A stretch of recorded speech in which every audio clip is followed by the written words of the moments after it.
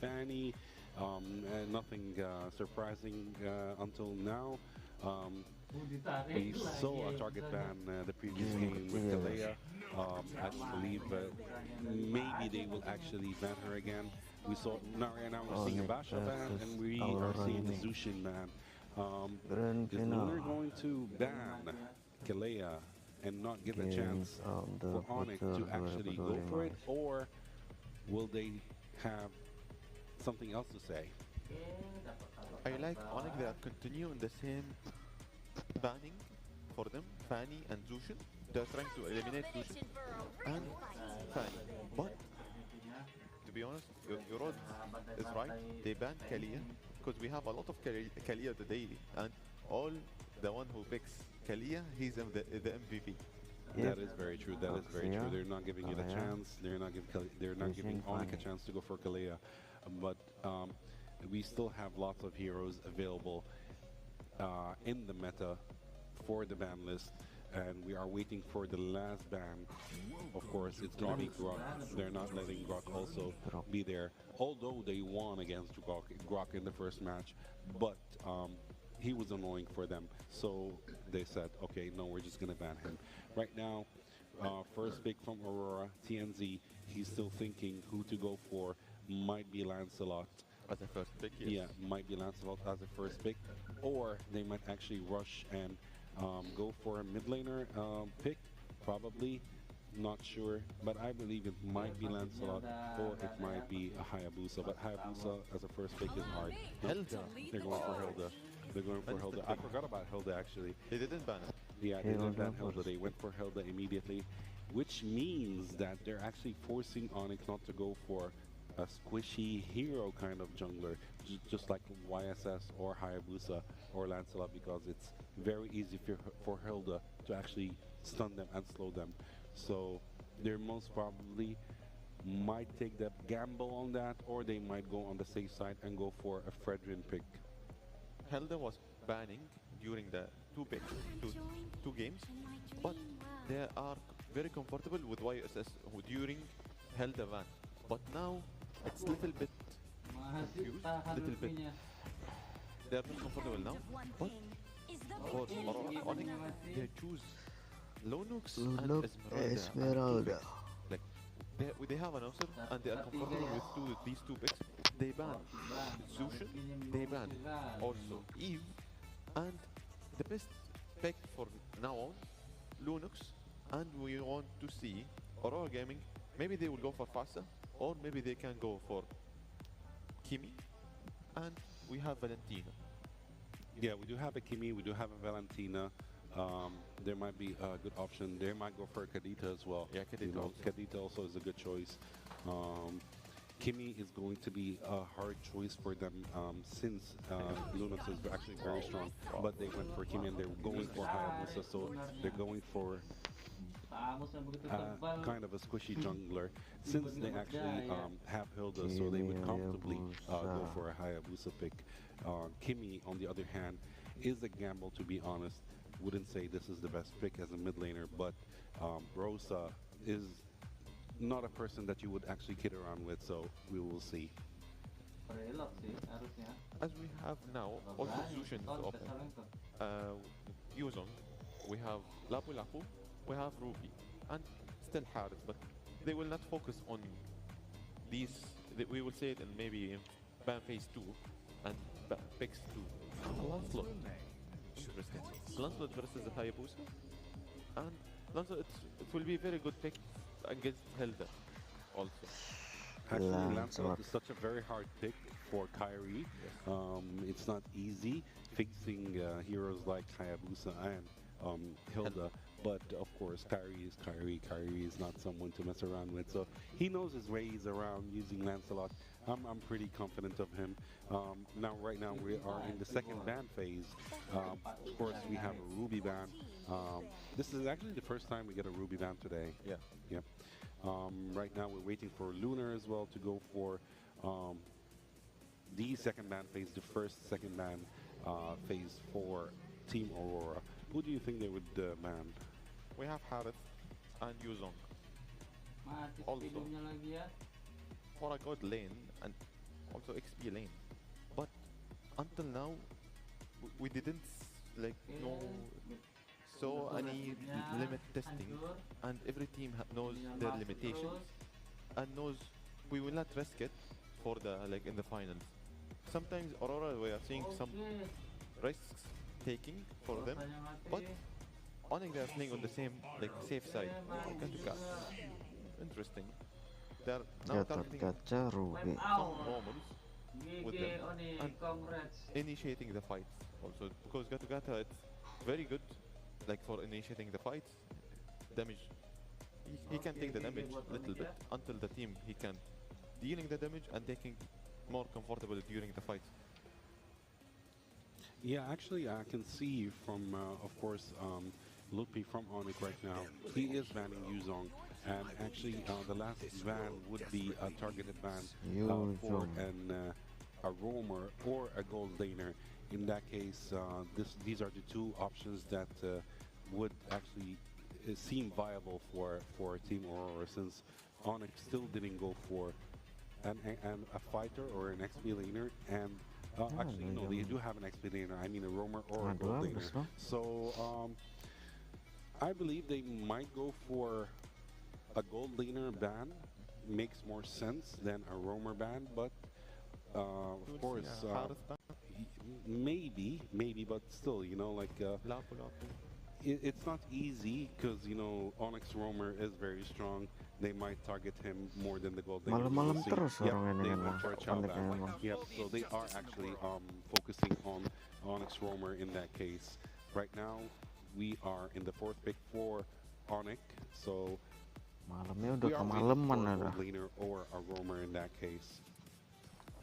To be honest, if they will pick a gold laner and can fit with their team like Lancelot and Lunux and Esmeralda, that's gonna be little bit tough for Aurora Gaming, because Aurora Gaming having Hayabusa and they can pick against Hayabusa some like crowd control to deny his movement and his like movability during the fight. Wow, Kaja first time we saw Kaja. Actually, Kaja is such a wonderful pick. It's such a wonderful pick. Although, by the way, Lapu Lapu is still open. Lapu Lapu is still there. Yep. So they might actually Aurora might go. Yeah, Aurora might go for a Lapu Lapu in that case. Kaja is a surprise for Aurora right now. There is a CC as well. We have a Lapu Lapu that they can go for. Oh wow. Wait. Okay, wow. This might be interesting for Aurora actually. He's hovering on it and he can fix it. Probably. It's predictable, but for the second pick, fourth pick, They're going all in. I believe they're going all in. the one and only Thamuz actually. Okay, this is very interesting. We're seeing Thamuz and Kaja for the first time in the playoffs today. We've seen CC before. We know what CC can do, but yeah, this is going to be very interesting. When we are talking about the damage output of Team Aurora, the damage output is crazy in this game, and lots of lifesteal. Since Thamuz and CC, they have a very high lifesteal, you know, so this is going to be a problem for Onic. Yeah, they have lots of damage. On the other hand, the sustainability from Onic's side and survivability is slightly higher than Aurora, but still they do have very high damage output. We are seeing carry. This is going to be interesting. This is going to be very interesting for this match. Karis. for both teams. It's little bit gonna be for Onic little bit tough. Like as a Aurora, like for me, for now on, drafting going for Aurora Gaming side for drafting on the paper. Mostly on paper, yeah, Yes, it is for Aurora. Aurora on paper, but Onic has a saying, definitely. During the game, you yeah. don't know what will happen. Mid to late game is for Onic, early might go for Aurora this time. They need to avoid Onic. They need to avoid early fights, and they are good to go. Okay, ladies and gentlemen, the tension is real. This is match point in the grand finals Onic Indonesia, one win away from Ade, Bang. lifting the trophy. Ade sama SD. Aurora Gaming Turkey fighting to keep their dreams alive. This could be the final game of Games of the Future Abu Dhabi 2025. Casters, take it away and let history be written. Let's see if indeed it will be written in the favor of Onic as a 3-0, or will it be extended for now by Aurora Gaming? To be honest, I am excited about this Thames pick. I have been asking for this hero for quite a long time now. It has been quite a while as well when we've seen it being buffed, but then underused. So I wonder if this is a hero that can actually extend the series. I feel like there is a chance, but we'll see. We are joined today by Naisu again. Game number 3. Do you think this will go to a game number 4, my man? I don't know, man. This is kind of a... I don't know how to feel about the Thames. Like, it's something we don't see often at all, right? I mean, when was the last time we actually saw the Thames like regularly in the meta? I mean, he might pop up once in a while here and there. There are quite a few heroes that do that, and so I'm wondering. I wish sometimes we had like the, like this inner on the comms, Wolf, where we get to go ahead and hear some of the thought process or because we always have to ask later. Like, we always have to wait for the interviews, with some of the interesting picks that come through, and I think Thames is one of them. Obviously, still a quality pick. I feel like just certain teams or certain compositions work better with him, and maybe this is one of those ones, but I think even over on the other side, like, this is essentially a very still keyboy game. If I remember right, is the Kaja, right? It's still going to be the Kaja that goes through. It's still a pick-off centric lineup that they can go ahead and utilize. And I would say this, I think it's got to happen for Aurora Gaming, man. They need to be able to go ahead and make this composition work to extend this series. I would hate to see it be a sweep. I hope we do get to a game 4. Yeah. I want to see more for Aurora Gaming. I genuinely feel that this team has a lot of potential. I have been saying this since M4, and I always love seeing them international tournaments. There have been so many iterations of this squad, and I think now with Bagu, there's more aggression that we are seeing coming from Aurora Gaming. Because when they were still playing like Apex 47, Apex is great, by the way, when it comes to like initiations, but they kind of feel a little bit slow, and then they have changed their junglers as well. But you kept Rosa as the key component in this lineup, in this team. Rosa has been improving from year after year, month after month. And I like seeing him play aggressively. Right now, I think that he's playing the Kimi again, right? So that might be in combination again with this Thames that can be played in an aggressive manner with the Hayabusa as their jungler, their core hero. I think that they went for the double fighter setup in this scenario as well. I would love to see them utilize that double fighter setup in an aggressive manner, which also favors the playstyle of Rosa that we all got to love from M4. So hopefully that will be the case here, because I mean, if we just compare that to how Onic esports are operating, my goodness, they are hella aggressive. We're liking how Keyboy plays it. He said that this could be another Keyboy game because of the Kaja. Yep. And if you combine that with the Lunox, man, that's a scary combo. One of the oldest combos in the book. And then you also have that carry with the Kaja, which is also a great combo. So there are so many ways for Keyboy to alley-oop this Kaja into getting more kills for the team. So if they do play aggressive, it's gonna be great. I think part of this though too is whether they're aggressive or not, they kind of have to control this Skylar too, man. I think for a majority of the games that we've seen from Onic anyway here, most of the teams have kind of struggled and dealing with getting through Keyboys like aggression in the early game, but then Skylar like pops off later on, right? And that's usually the best case scenario for a lot of gold laners on how they want to go ahead and scale up throughout a game. And I believe he's on the carry again, and so that's one of the things you got to watch out for. Like, even if you are bringing the Thames to the forefront, or any of these tankier heroes, you're going to be shredded through eventually. If it gets to that mid to late game, that's something that they definitely want to watch out for. So Aurora Gaming has to do quite a bit to make this lineup, I feel like, work. We haven't seen them start like off on the right foot yet throughout this truly kill. It's always to go. Keep my eyes on Rum.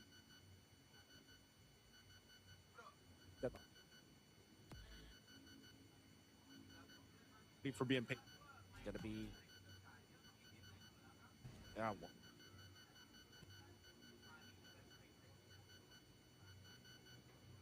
There's days. About that, by the way.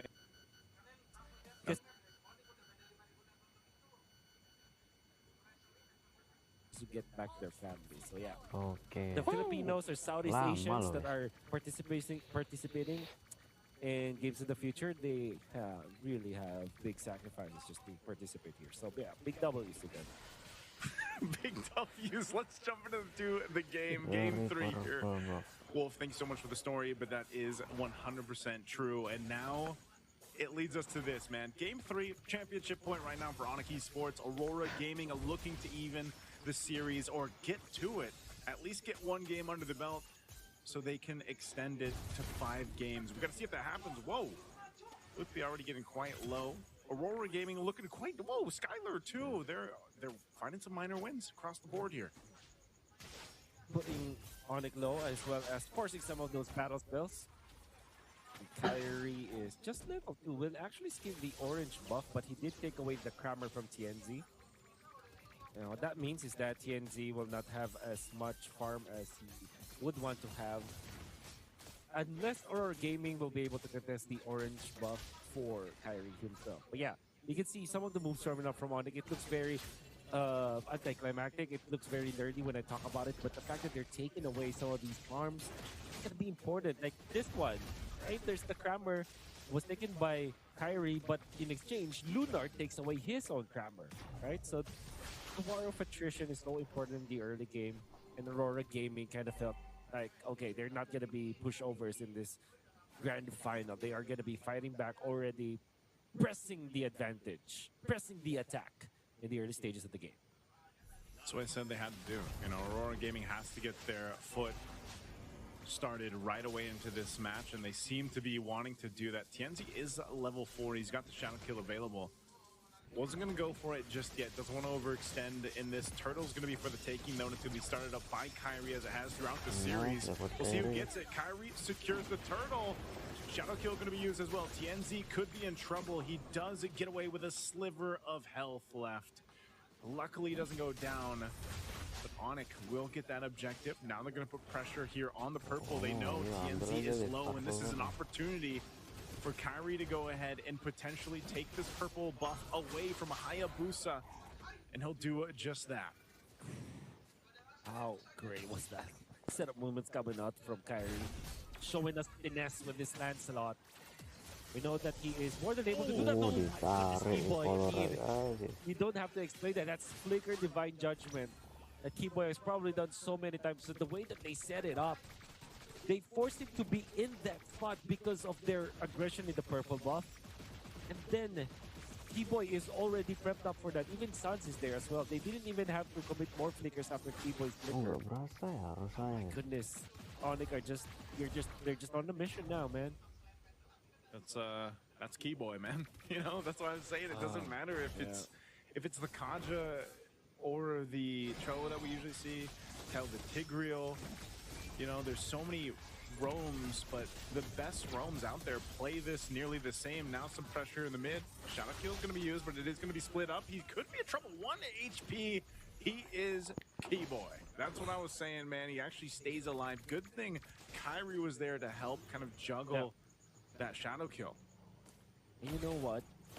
He actually saved himself and Sansa during that exchange. He actually tanked the initial dash coming out from the Hayabusa, which is one of the 5 shadows that you can actually go for, that would have connected to Sans, which will mean that the ultimate will be able to take on Sans because Sans didn't have the brilliance anymore after that. He blocked it. He survived because he was under the outer third energy shields, and the rest was history. TNC just can't get a recovery farm. Gonna pressure this once again. Tienzi trying to get in the zone. The Sans will secure the turtle. The fight's gonna break out. Pagu's already gone. Falling Star Moon from Loopy, providing the space. He'll take up the shadow kill, and he'll go for a kill as well. Sans picks up another. Kairi could be in trouble. Rosa one hit away, but it's a double for Sans. The jungle is insane under the turrets. And now Lunar trying to get away. Loopy sees him low, but has to deal with Siggy Bum too. Loopy should be fine. He's an Esmeralda. Still has the Purify as well, so he'll just poke a little bit further and then call off. Kiboy again going for the Divine Judgment. Eventually was taken out, but Onic have taken much better trades afterwards. They have taken out TNT for the second time.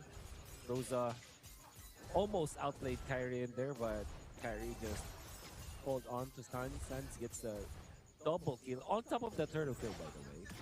Kairi sort of missed. I don't know how that happened, but he apparently missed the retribution on the turtle.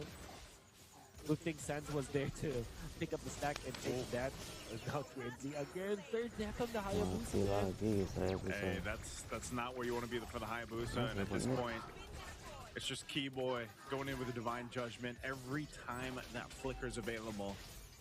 You know, he's making plays, and this is exactly what we're talking about when we had the chance to go ahead and discuss this style, the way Onic Esports has been playing this game from game to game, series to series, allowing Kiboy to go ahead and provide that opportunity for the team. Skylar, once again, mainly just getting to farm up, do his thing, knock down the turrets. And while Sans and Lootby also just scaling up so quickly, Sans might actually be in trouble. Still has the brilliance after picking up a kill on Fagu, but here comes Kiboy once again. No Divine Judgment available just yet as Skylar flickers forward. Loopy on the chase, cutting Aurora Gaming off from the team once again, and they've done that so many times. And now a last turtle up. Onic Esports with a massive lead will go ahead and secure this. Loopy might be going down here, does get away with Purify though. Still, again, you just can't catch anyone from Onic Esports. Onic Esports. Can you check their accessories under their jersey? Because they might have talismans behind that jersey. I don't know how they are able to get out of harm's way. I don't know how they survive death while dancing in front of death itself. Even Lootby survived that 3-man attempt coming out from Aurora Gaming. And then, you know what? Sans just casually picks up turtle number 2. And then also outplays Tianzi again. Oh my goodness, they just made that! Oh my goodness. What is that space? What is that Divine Judgment? And all this up to the tier 2 turret. They are just collapsing on Aurora Gaming. Sivu and Pagu trying to do what they can, but it's a near wipeout, as Onic has just forced fight after fight. They lose Kairi and Kiboy, but they're still going to be happy with that trade. Oh, you can see through the replay once again. I didn't think I would actually latch onto that one. The talismans, they're working, man. They have the enchanted talisman under their jerseys right now, I'm telling you. And of course, I mean, they have the Kiboy have been very active around the map. Pixel perfect when it comes to his activation of his skills, and also the targeting was great. How many times have we caught TNZ when Aurora Gaming's trying to outplay him? It's not like TNZ is just walking casually in front of Onic. TNZ is trying to also maneuver around Onic, but Kiboy is just able to snag him time and time again. And Onic are leading by 6,000. It's just, I mean, look at the pressure they're able to put here, Wolf. We've seen this now 3 years. Kiboy will do it again and again.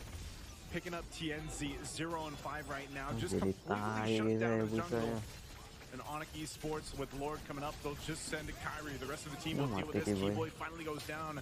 But still, the whole purpose of this is just to keep Aurora Gaming busy and test the limits of Onic Esports' massive lead.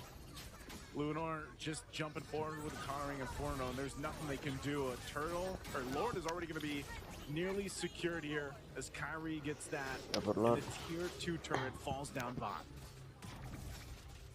It's one thing to say that you're lucky. It's one thing to say that you're so good at the game. Kiboy is just showing us how it's done when it comes to like pick-off heroes. Game 1 with the Kalea always on point, catching the important members of Aurora Gaming, the core members. Game 2, same with the Cho. Actually won it for the team. And now, 8 assists with this Kajak, catching TNZ time and time again. 0-5 for this Hayabusa. And it's not because of him playing badly. It's just because Keyboy is always able to find him.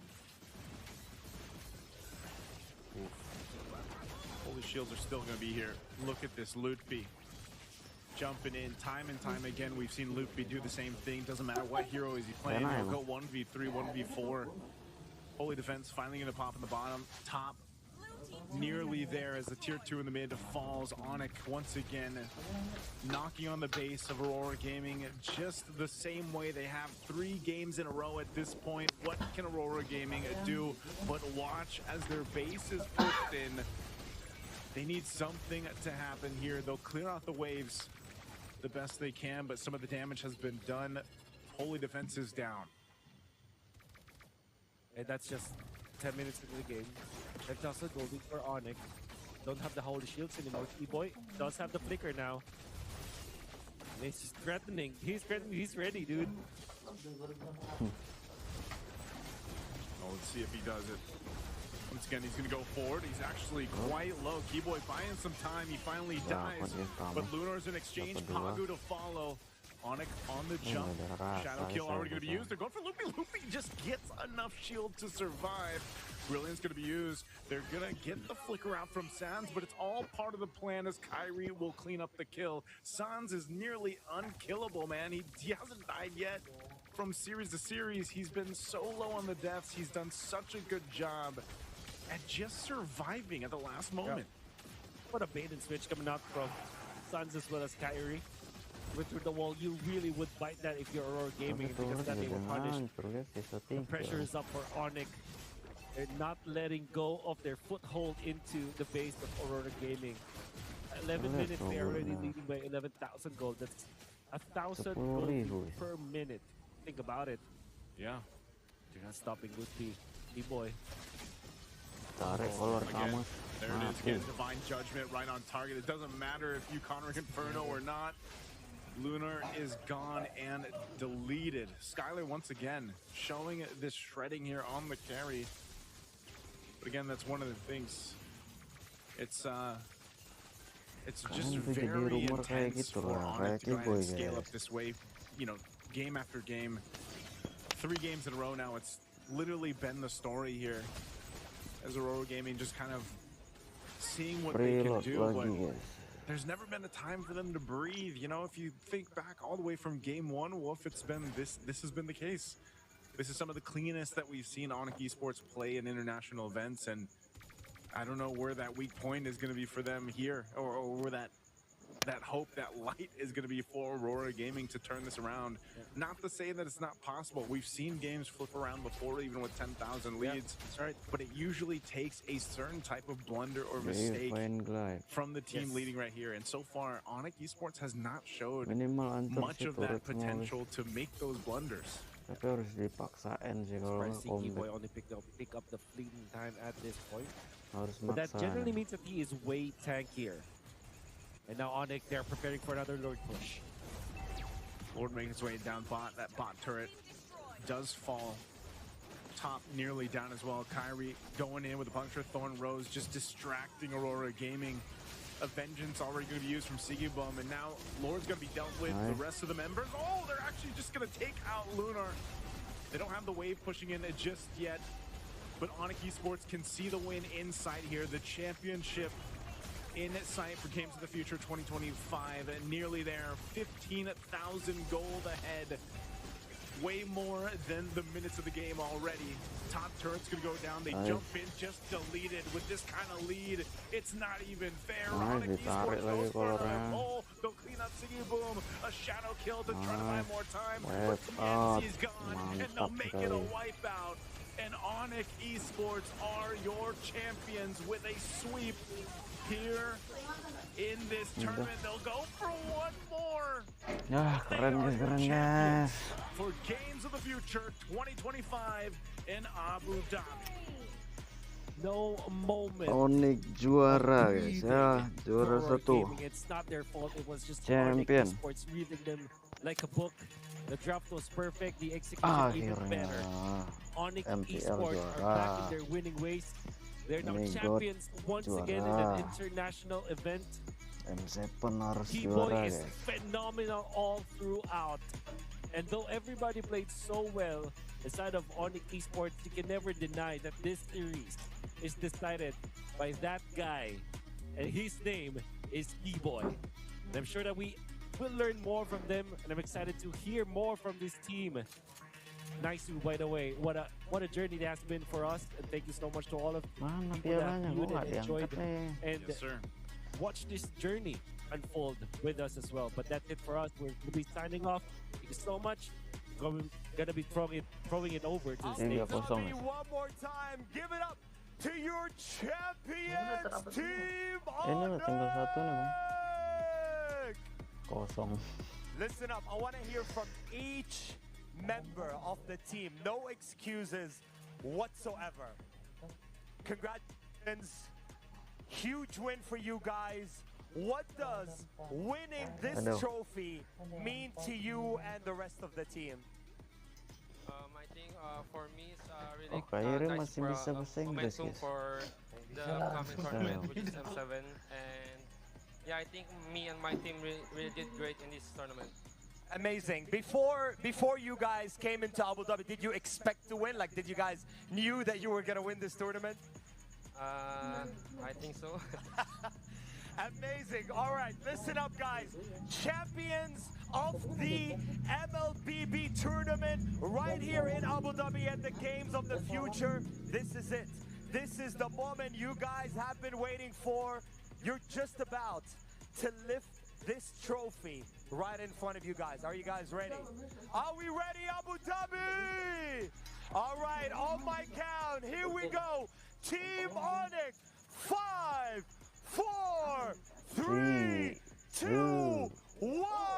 Once again, champions of the MLBB tournament, Abu Dhabi.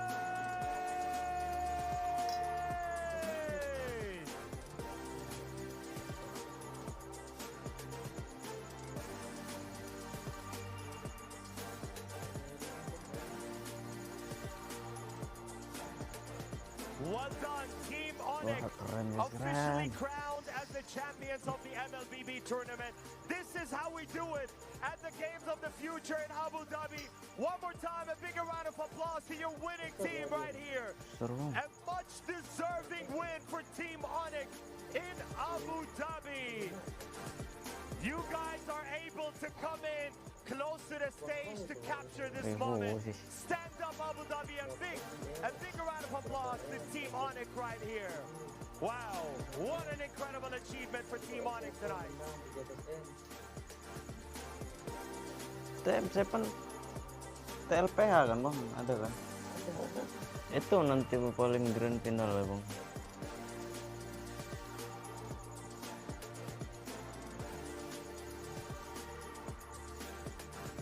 Kayaknya sih jumpa Onic TLPH.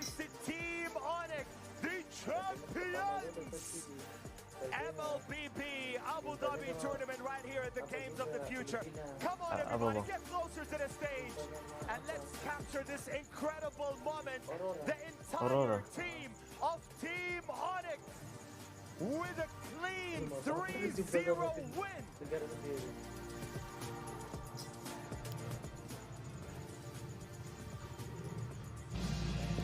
Kita lanjut lagi.